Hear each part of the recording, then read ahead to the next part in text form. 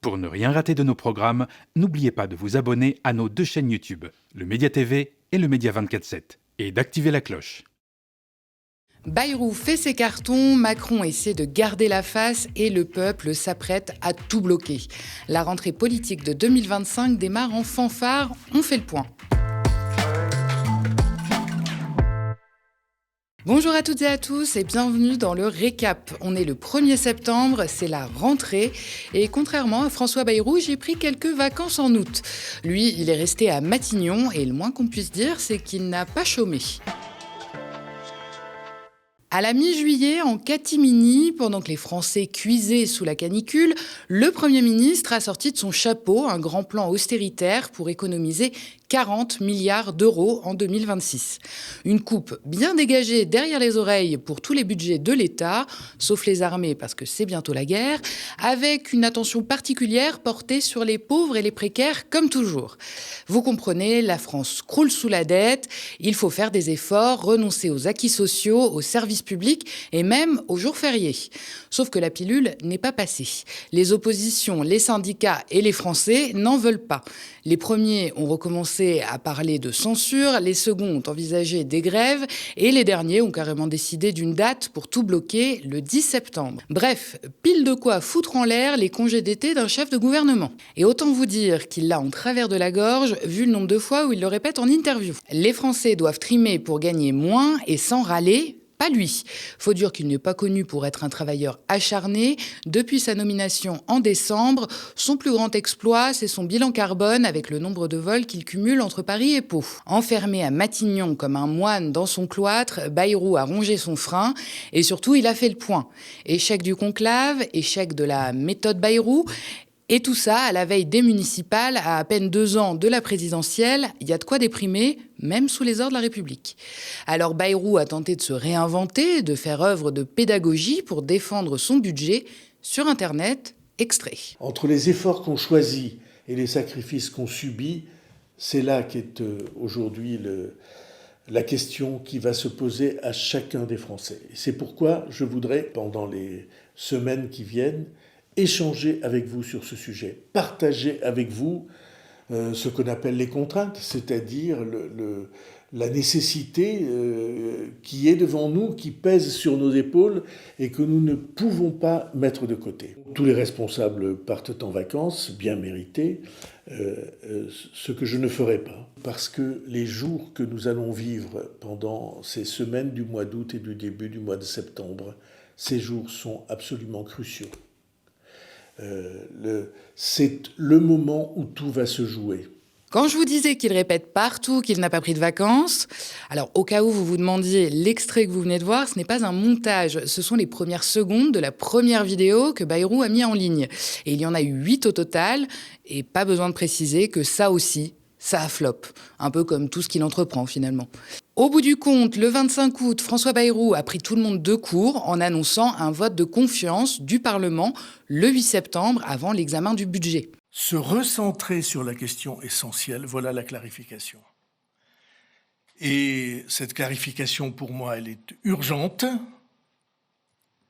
Et il y a un lieu pour cette clarification, une institution, c'est le Parlement. Dans un débat ordonné, suivi d'un vote, et non pas dans le désordre des affrontements de rue et des injures.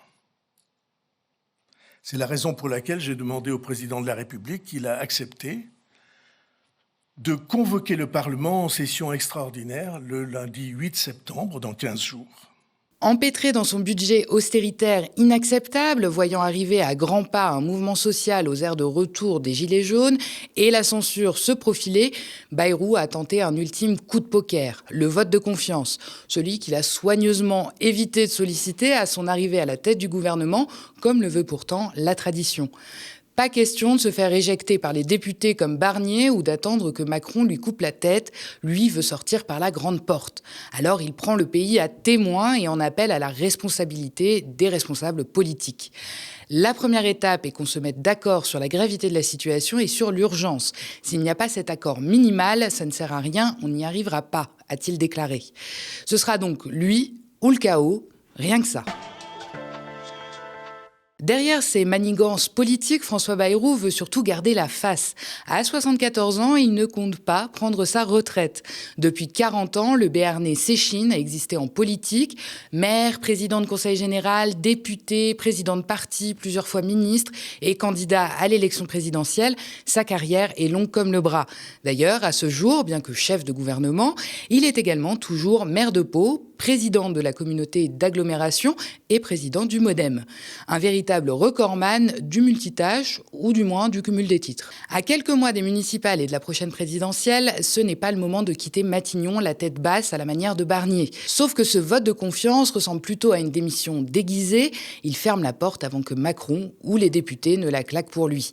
D'ici là, c'est une grande opération de communication que s'offre le maire de Pau. À quelques jours de ce vote de confiance qui devrait, sauf immense surprise, l'envoyer valser, le Premier ministre multiplie les interventions et les messages d'optimisme. « Je suis absolument persuadé que ça peut bouger », a-t-il encore martelé hier, dimanche 31 août, lors d'un grand entretien à Matignon avec les 4 chaînes d'infos en continu.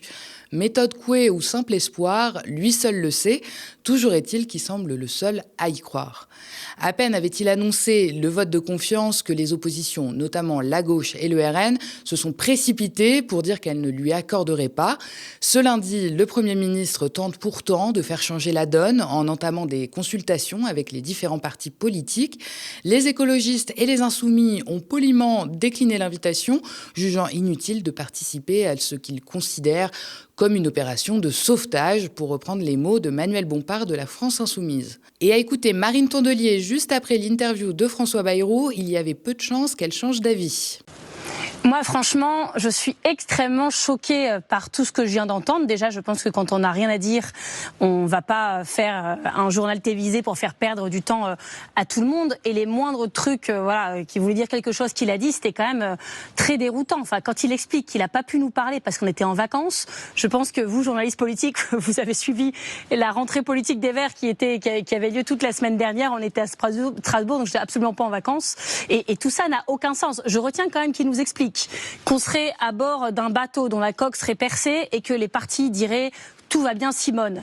Premièrement, il ne revient absolument pas sur les raisons de cette coque percée. Et si la coque est percée, c'est-à-dire dans son langage, s'il y a une dette qui s'accroît dans ce pays, c'est quand même le fruit de 8 ans de macronisme. La dette publique était à 2000 milliards d'euros quand Macron est devenu président. Elle est aujourd'hui à 3000 milliards d'euros. Donc s'il cherche un responsable, il a tout autour de lui dans son gouvernement. Il faut arrêter toujours de vouloir rejeter sur la faute des autres, ce qui est le résultat de leur propre politique. Puis alors, pour ce qui est de dire, les partis politiques, eux, de l'opposition, ils disent tout va bien Simone, mais nous on dit pas du tout que ça va bien.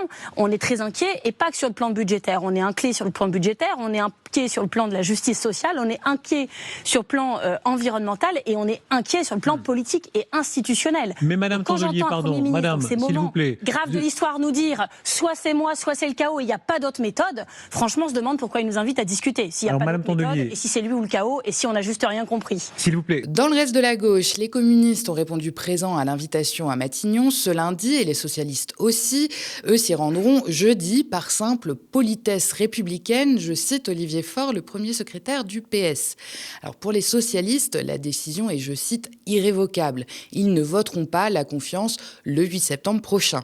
En revanche, le PS compte bien profiter de la séquence pour s'imposer. Lors des universités d'été à Blois, Olivier Faure s'est efforcé de réactiver l'image d'un PS capable non seulement de critiquer, mais aussi de gouverner. Un PS sérieux face à un François Bayrou fragilisé et face à une gauche éclatée entre insoumis, écologistes et communistes.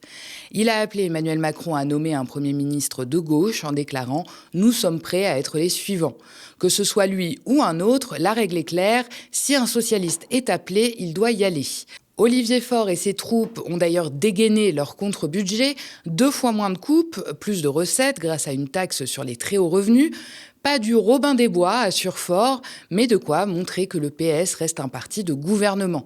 L'épisode Bayrou a ressoudé un PS souvent paralysé par ses guerres internes. Les socialistes sont apparus unis autour de leur patron. Même Carole Delga, qui menaçait encore de claquer la porte il y a quelques mois, s'est rangée derrière lui. À Blois, l'image comptait presque autant que le programme. Un PS discipliné, rassemblé et prêt à rejouer son rôle de parti de gouvernement. En toile de fond, Faure a insisté sur l'unité de la gauche et appelle à réveiller l'espoir avec les écologistes, les communistes et la société civile, mais sans LFI visiblement. Dans le même temps, d'autres figures de gauche comme Marine Tondelier et François Ruffin plaident au contraire pour une large union. Bref, tout le monde rêve d'alternance, mais personne n'a vraiment le même plan. De l'autre côté du spectre politique, au Rassemblement national, la messe semble dite. Le Premier ministre ne fera pas changer d'avis le groupe du RN, a prévenu Sébastien Chenu. Jordan Bardella ajoute qu'ils se rendront tout de même à Matignon pour dire à Bayrou que sa politique est mauvaise, je cite. Étonnant quand on sait à quel point leur vote se retrouve souvent aligné. Au milieu de tout ça, il y en a un qui voit tous ses plans partir en fumée pour cette rentrée, c'est Emmanuel Macron. Lui qui comptait continuer à se concentrer sur la politique internationale et occuper l'espace médiatique avec la reconnaissance de la Palestine, se voit contraint de remettre les mains dans le moteur et surtout de se remettre en quête d'alliés, ce qui ne court de moins en moins les rues à mesure que les échéances électorales approchent.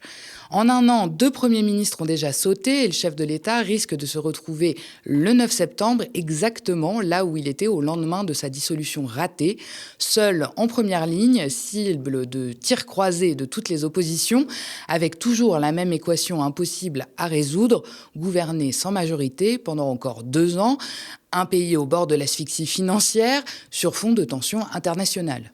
Pour l'instant, le président refuse tout de suite en avant, pas question de dissoudre de nouveau, pas question de démissionner, contrairement à ce que demande LFI.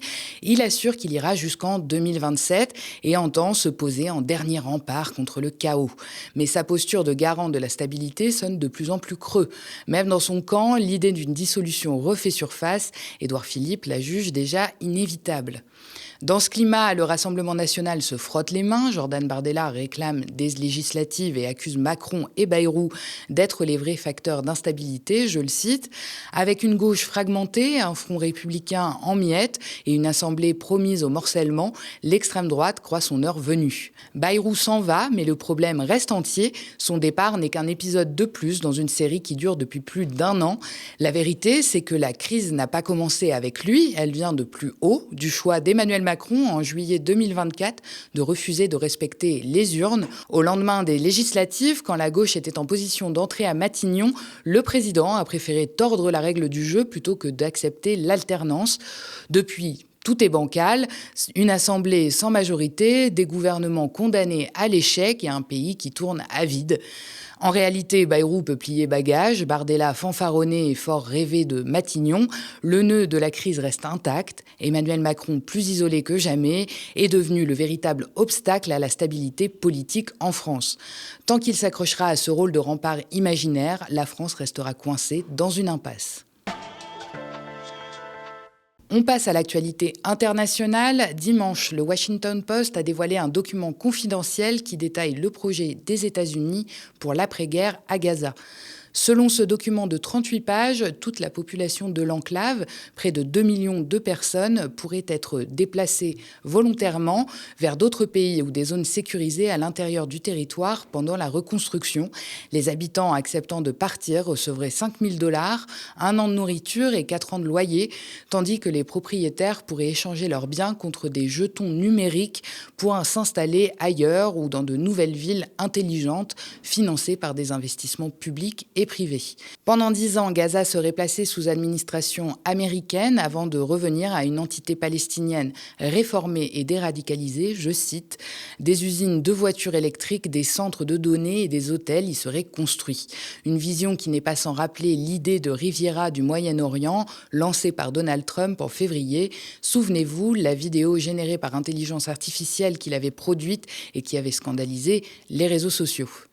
Le Hamas a immédiatement rejeté le plan, rappelant que Gaza n'est pas à vendre et affirmant son refus catégorique de tout déplacement forcé de la population.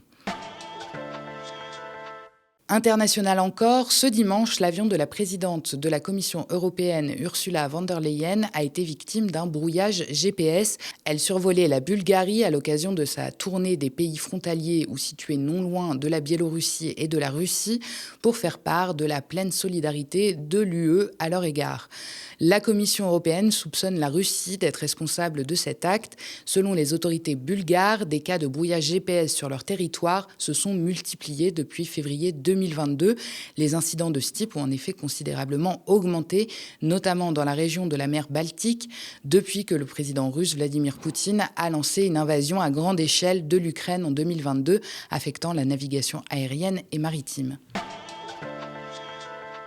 On termine avec l'actualité nationale et la retraite progressive désormais accessible dès 60 ans. À partir de ce lundi 1er septembre, les salariés de plus de 60 ans peuvent désormais réduire leur temps de travail tout en continuant à cotiser grâce au dispositif de retraite progressive. Jusqu'ici réservé aux plus de 62 ans, il reste toutefois soumis à l'accord de l'employeur et à condition d'avoir validé l'essentiel de ses trimestres de cotisation. Certaines voix s'inquiètent déjà. Selon la CGT, seuls les salariés des grands groupes où des dispositifs de fin de carrière existent déjà auront facilement accès à la retraite progressive. Dans les TPE et PME, la situation sera bien plus aléatoire. Le MEDEF, qui a participé aux négociations à l'automne 2024, assure que les refus devront être motivés et que les conditions ont été objectivées au maximum, je les cite. Pour la ministre du Travail, Astrid Panosyan-Bouvet, cette mesure vise surtout à nous faire travailler le plus longtemps possible. Merci d'avoir regardé cette nouvelle édition du Récap. N'hésitez pas à nous laisser vos impressions en commentaire si vous nous regardez sur YouTube ou via email si vous nous regardez à la télé. Et n'oubliez pas, les milliardaires financent la haine. Le média a lancé sa riposte, une campagne de financement citoyenne pour riposter sur les réseaux sociaux et sur la TNT francilienne. Alors parlez-en autour de vous et rejoignez la lutte sur campagne.lemediatv.fr. Abonnez-vous aussi à nos 2 chaînes YouTube, Le Média TV et Le Média 24/7, pour ne rien rater de nos programmes. Très bonne soirée sur Le Média.